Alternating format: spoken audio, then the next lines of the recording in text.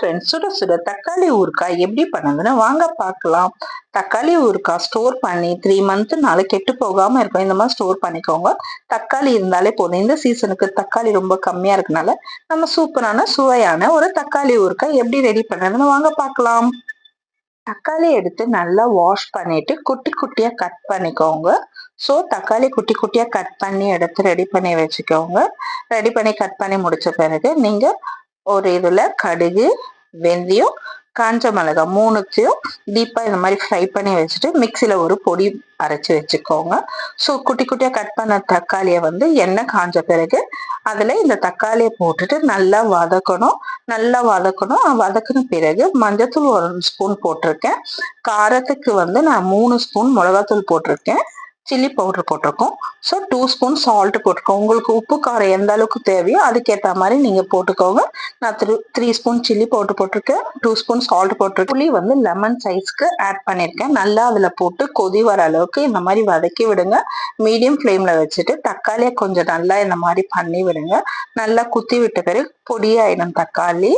இப்ப நம்மளுக்கு தக்காளி நல்லா வதக்கி வந்தாச்சு. வதக்கி வந்த பிறகு நம்ம பொடி பண்ண அந்த பவுடரை இப்ப அதுல போட்டு மிக்ஸ் பண்ணணும்.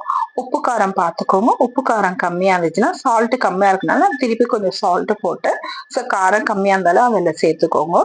ஸோ இந்த மாதிரி நல்லா எண்ணெய் தனியா பிரிஞ்சு வர அளவுக்கு வச்சுக்கணும். பக்கத்துலயே ஒரு தாளிப்பு போட்டுடலாம்.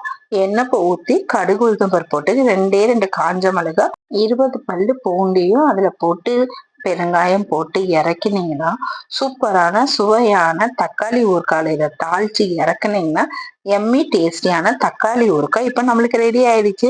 பாருங்க, இதை பார்க்கும் போதே நம்மளுக்கு சாப்பிடணும்னு நாவல எச்ச ஊறும். அந்த அளவுக்கு தக்காளி ஊறுகாய் நல்லா வாசனையாவும் டேஸ்டா எம்மியாவும் இருக்கும்.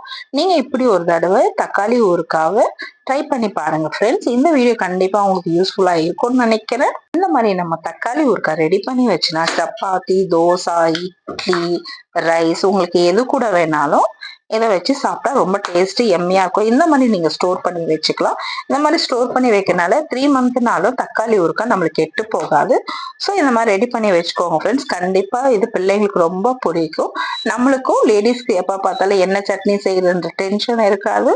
ஸோ இப்படி ஒரு வாட்டி ட்ரை பண்ணி பாருங்க. சுட சுட இப்ப தக்காளி ஊறுகாவோட ரைஸ் போட்டு வத்தல் கூடவே முட்டையும் வச்சு நீங்க சாப்பிடும்போது எம்மி டேஸ்டியா இருக்கும்.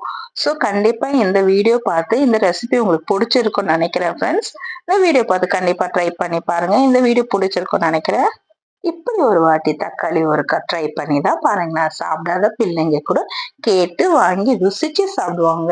இந்த வீடியோ கண்டிப்பா உங்களுக்கு யூஸ்ஃபுல்லா இருக்கும்னு நினைக்கிறேன் ஃப்ரெண்ட்ஸ். இந்த வீடியோ உங்களுக்கு பிடிச்சதுன்னா என் சேனல் லைக் பண்ணுங்க, சப்ஸ்கிரைப் பண்ணுங்க, உங்க ஃப்ரெண்ட்ஸோட ஷேர் பண்ணுங்க. பாருங்க தக்காளி ஊறுகாய் எந்த அளவுக்கு எம்மியா வந்திருக்கு பாருங்க. வத்தலோட தக்காளி ஊறுகாய் சாதம் பிசைஞ்சு அது கூட முட்டையை வச்சு சாப்பிட்டு பாருங்களா, டேஸ்ட் எம்மையா இருக்கும். கண்டிப்பா ட்ரை பண்ணி பாருங்க ஃப்ரெண்ட்ஸ். இந்த வீடியோ கண்டிப்பா உங்களுக்கு யூஸ்ஃபுல்லா இருக்கும்னு நினைக்கிறேன். என்னோட வீடியோ பார்த்து என் சேனலுக்கு இது வரைக்கும் சப்போர்ட் பண்ண எல்லா ஃப்ரெண்ட்ஸ்க்கும் ரொம்ப ரொம்ப தேங்க்யூ. இதே மாதிரி உங்க சப்போர்ட் எப்பவுமே கொடுத்துட்டே வாங்க. நெக்ஸ்ட் வீடியோ சந்திக்கலாம். தேங்க்யூ.